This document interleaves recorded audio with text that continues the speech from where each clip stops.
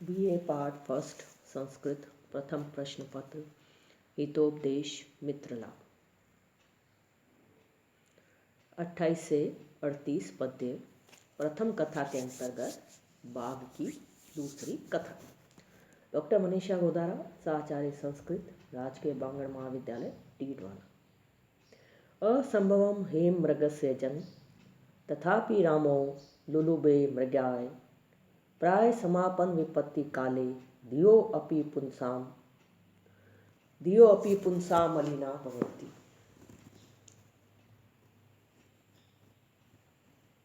धियो अपि पुंसा मलिना भवन्ति।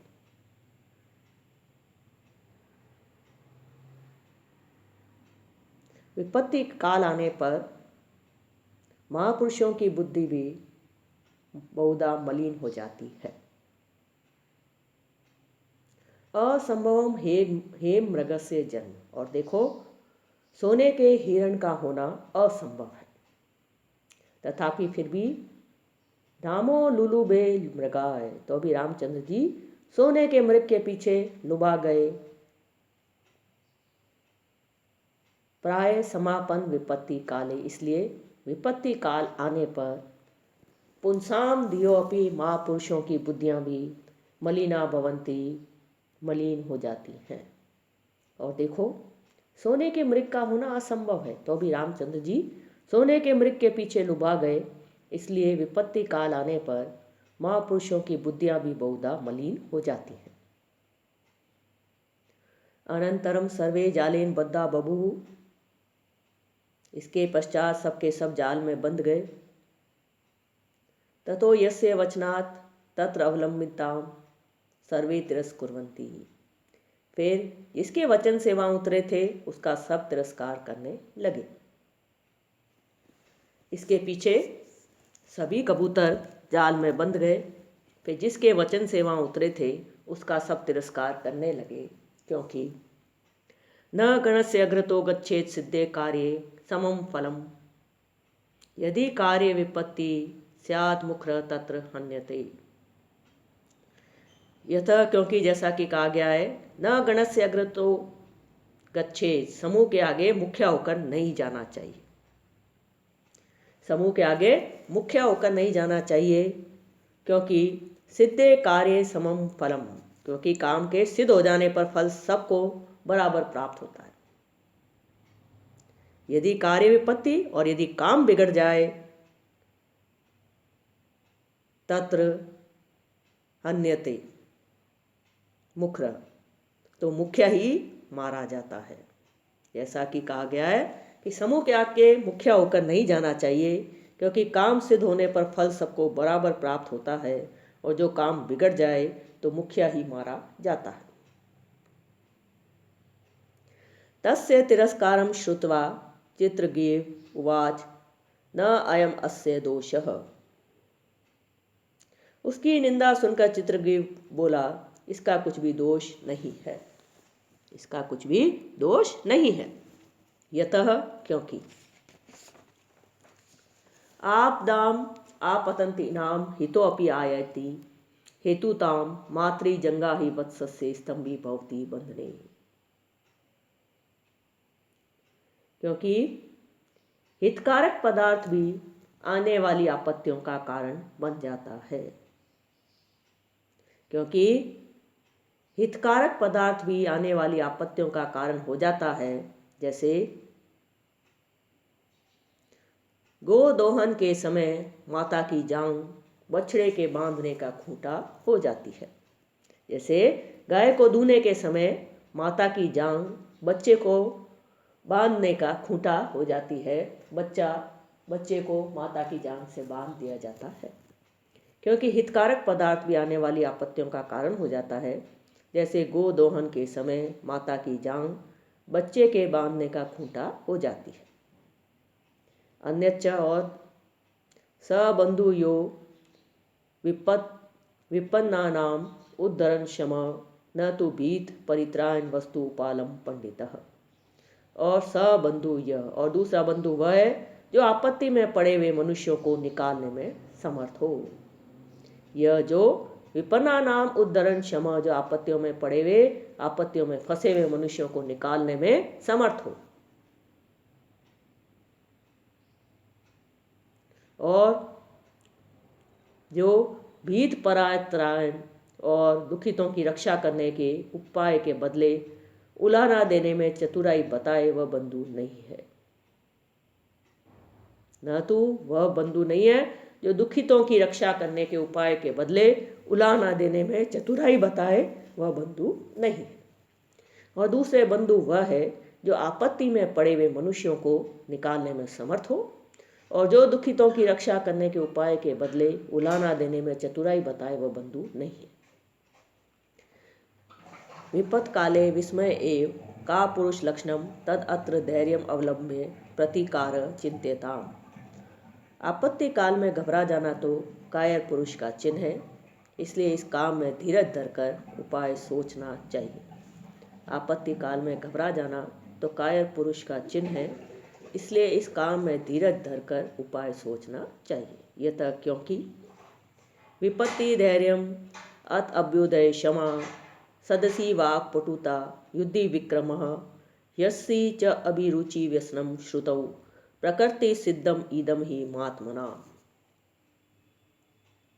विपत्ति धैर्य, क्योंकि विपत्ति में धैर्य धारण करना।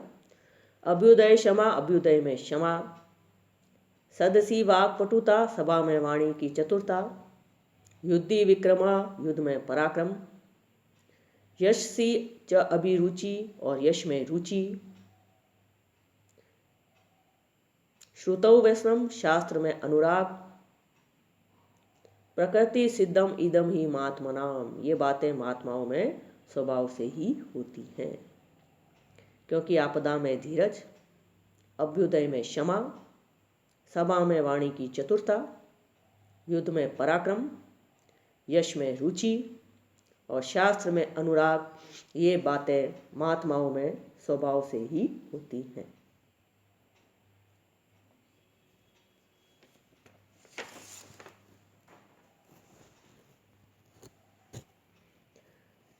संपत्ति यस्य न हर्षो विपत्ति विषादो रणे च धीरत्वं तम भुवन त्रय तिलकम जनयति जन्नी सुतम विरलम।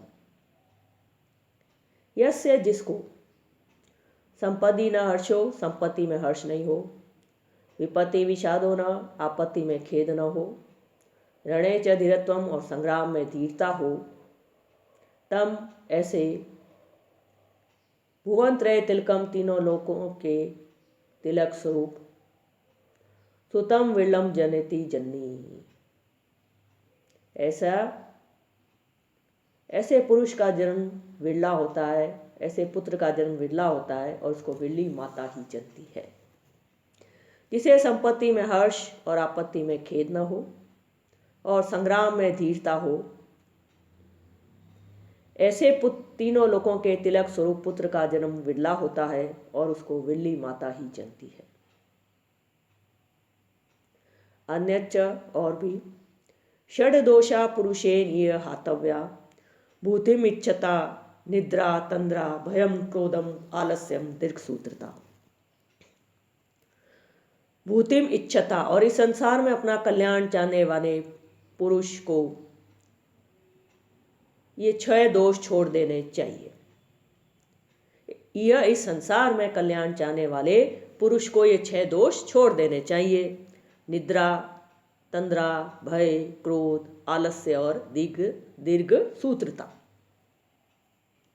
और इस संसार में अपना कल्याण चाहने वाले पुरुष को निद्रा, तंद्रा, भय, क्रोध, आलस्य और दीर्घ सूत्रता, ये 6 अवगुण छोड़ देने चाहिए। इदानीम अपि क्रियताम, अब भी ऐसा करो। सर्वे एक चित्ती भूत भूय जालम आदाय उड्यताम, अब भी ऐसा करो, सब एक मत होकर जाल को लेकर उड़ो। यथा, क्योंकि अल्पानाम अपि वस्तुनाम सहति कार्य साधिका त्रणय गुणत्वम आपनय बध्यन्ते मथ दंती नः। क्योंकि छोटी छोटी वस्तुओं के समूह से भी कार्य सिद्ध हो जाता है। क्योंकि छोटी छोटी वस्तुओं के समूह से भी कार्य सिद्ध हो जाता है।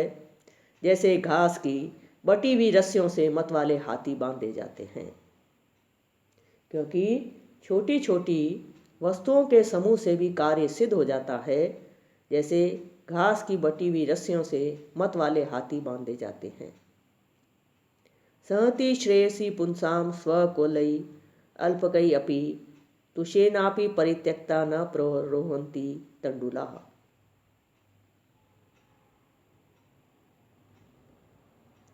स्वकुलई अल्पकई अपि, अपने कुल के थोड़े मनुष्यों का समूह भी कल्याण करने वाला होता है। अपने कुल के छोटे मनुष्यों का समूह भी कल्याण करने वाला होता है, क्योंकि छिलके से अलग हुए चावल फिर नहीं उगते हैं। क्योंकि छिलके से अलग हुए चावल फिर नहीं उगते हैं। अपने कुल के छोटे मनुष्यों का समूह भी कल्याण करने वाला होता है, क्योंकि छिलके से अलग हुए चावल फिर नहीं उगते हैं।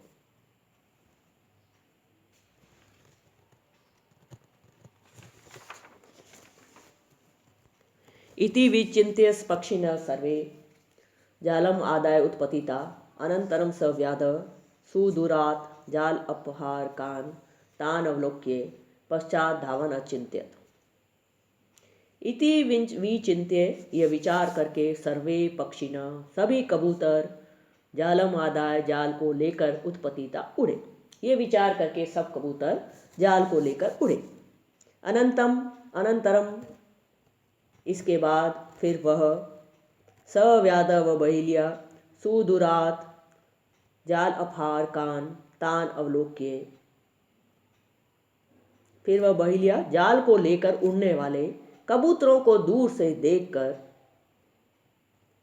उनके पीछे दौड़ते हुए सोचने लगा।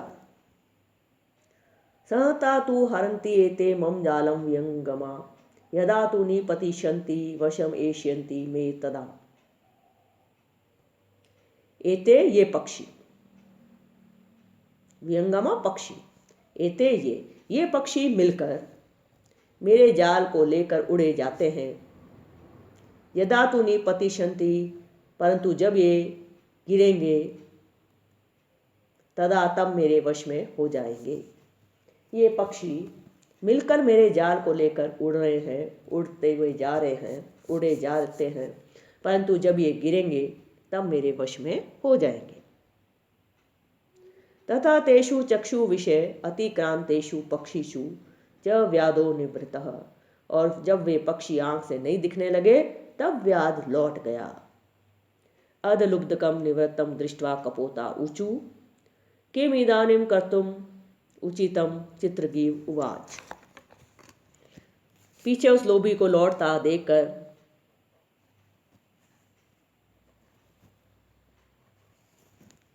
कबूतर बोले कि अब क्या करना चाहिए। चित्रग्रीव बोला। पीछे उस लोभी को लौटता देखकर कबूतर बोले कि अब क्या करना चाहिए। चित्रग्रीव बोला, माता मित्रम पिता चैति स्वभाव तीर्थयम हितम कार्य कांत च अन्य भवंती हित बुद्धयः। 38वां पद्य। माता पिता मित्रम, माता पिता और मित्र, ये तीनों स्वभाव से ही हितकारी होते हैं।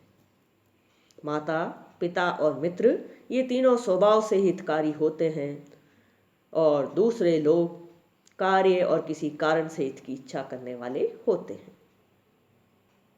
और दूसरे लोग कार्य कारणतः च अन्य भवंती हित बुद्धयः, और जो दूसरे लोग हैं कार्य और किसी कारण से हित की इच्छा करने वाले होते हैं।